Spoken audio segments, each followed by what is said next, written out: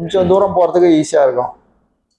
தொடர்ந்து 2 kilometre 5 kilometre மேடு பள்ளம்னு தான் எப்படி இருக்கும், நமக்கே ஒரு மாதிரி ஆகிடாது.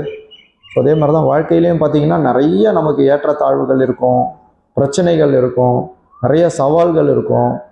இதெல்லாம் சமாளிக்கிறதுக்கு நமக்கு ஒரு நல்ல ஒரு மனதளவில் நல்ல ஒரு ஸ்ட்ராங்காக நம்ம இருக்கணும்னா இந்த பயிற்சி மிக மிக மிக உதவியாக இருக்கும். ஸோ இது நான் சரி இதெல்லாம் நம்ம சொல்கிறோமே, இதை சொல்கிறதுனாலேயே மாறிடுவோமா? நிச்சயமாக முடியாது. எதுக்கும் பார்த்தீங்கன்னா எல்லாத்துக்குமே பயிற்சின்றது ரொம்ப முக்கியம். பயிற்சின்றது ரொம்ப முக்கியம். எந்த ஒரு விஷயமாக உங்கள் குழந்தைய இந்த சம்மர் கேம்ப்னு போகிறாங்க, நீங்கள் பார்ப்பீங்க நிறைய கோடை கால பயிற்சி 1 மாதம்.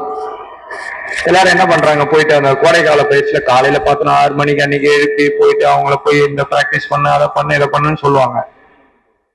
அடுத்து கோடைக்காலம் முடிஞ்ச உடனே ஸ்கூல்ல ஆரம்பிச்ச உடனே என்ன ஆகும், அந்த பயிற்சி எல்லாம் அவுட்டு. அதுக்கப்புறம் அடுத்த வருஷம் தான் திருப்பி எந்த யூஸும் இல்லை, பெனிஃபிட்டும் இல்லை. அது அப்படியே மறந்துடுவாங்க. திருப்பி 8 மணிக்கு தான் எழுந்திருப்பாங்க, ஸ்கூலுக்கு வேக வேகமா கிளம்புவாங்க. இப்படியே 1 வருஷம் ஓடிடும். ஜூன் மாசம் ஆரம்பிக்கும், அடுத்து ஏப்ரல்ல நிற்கும். இப்படியே ஓடிட்டே இருக்கும், வருஷம் வருஷம் ஏறிக்கிட்டே இருக்கும். ஆனா முழுமையா ஏதாவது ஒண்ணு கத்துக்கிட்டாங்களா அப்படின்னு பார்த்தோம்னா எதுவுமே இருக்காது. அதுக்கு பதில் கொஞ்சம் கொஞ்சமா டெய்லியே ஒரு 1/2 மணி நேரம் எழுந்து கொஞ்சம் ஏதாவது ஒரு பயிற்சி செய்ப்பா, ஏதாவது ஒரு விளையாட்டுக்கு போயிட்டு வா, இல்ல காலையில இதை செய்ய அப்படின்னு கொஞ்சம் கொஞ்சமா சின்ன விஷயமா இருந்தாலும் அதை விடாமுயற்சியோட எந்த ஒரு பலனையும் நல்ல ஒரு பலனையும் எதிர்பார்க்காம நம்ம செய்யும் போது அந்த பயிற்சியினுடைய தாக்கம் பாத்தீங்கன்னா நிறைய நமக்கு பெனிஃபிட் வரும். அதனால இந்த நீங்க சொன்ன விஷயங்கள் கட்டாயம் நம்ம பயிற்சி செய்யும் போது, இந்த தியான பயிற்சி செய்யும் போது, ஏன்னா இதுல நிறைய 3 டெக்னிக் இருக்குது. காலை தியானம், மாலை சுத்திகரிப்பு, இரவு பிரார்த்தனைன்னு இருக்குது. இதுக்காக நீங்க செலவு பண்ற நேரம் பாத்தீங்கன்னா ஒரு நாளைக்கு 1 மணி நேரம் தான். காலையில ஒரு 1/2 மணி நேரம், சாயந்தரம் ஒரு 20 நிமிஷம், இரவு ஒரு 10 நிமிஷம், இல்ல மேக்ஸிமம் 1.25 மணி நேரம் இதுக்காக நீங்க செலவு பண்ண போறீங்க. மீதி நேரம் இருக்குது பாத்தீங்களா, மீதி ஒரு 23 மணி நேரம், 3.5 மணி நேரம், 23 மணி நேரம் இருக்குது. அதை ரொம்ப சிறப்பா நீங்க அதை உபயோகப்படுத்தலாம். எல்லாருக்கும் அந்தந்த வயதுக்கு தகுந்த மாதிரி, அந்தந்த தொழிலுக்கு தகுந்த மாதிரி, அந்தந்த அவங்களுடைய தேவைகளுக்கு தகுந்த மாதிரி அது பூர்த்தி செய்யும். இப்போ பசங்க 15 வயசுக்கு அப்புறம் தியானம் பண்ணலாம். இப்போ அதனாலதான் வயது கேட்டேன் நாங்க. இவங்க ரிலாக்ஸேஷன் ஒண்ணு இருக்குது.